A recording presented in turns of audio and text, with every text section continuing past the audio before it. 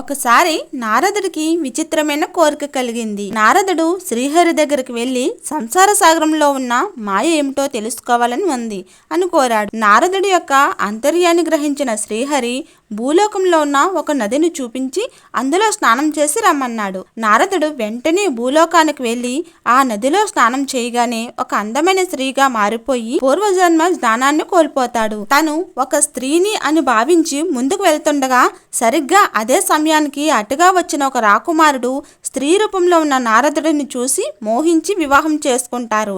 అలా స్త్రీ రూపంలో ఉన్న నారదుడు సంసార సాగరంలో చిక్కుకొని 60 మంది పుత్రులకు జన్మనిస్తాడు. కొన్ని రోజులకు నారదుడిని వివాహం చేసుకున్న రాజుతో పాటు 60 మంది పుత్రులు కూడా ఒక యుద్ధంలో మరణిస్తారు. దీంతో స్త్రీ రూపంలో ఉన్న నారదుడు తన వాళ్ళ గురించి చింతిస్తూ తనకు తెలియకుండానే పూర్వం స్నానం చేసిన నదిలో దిగి స్నానం చేయటంతో స్త్రీ రూపం పోయి పూర్వరూపం వస్తుంది.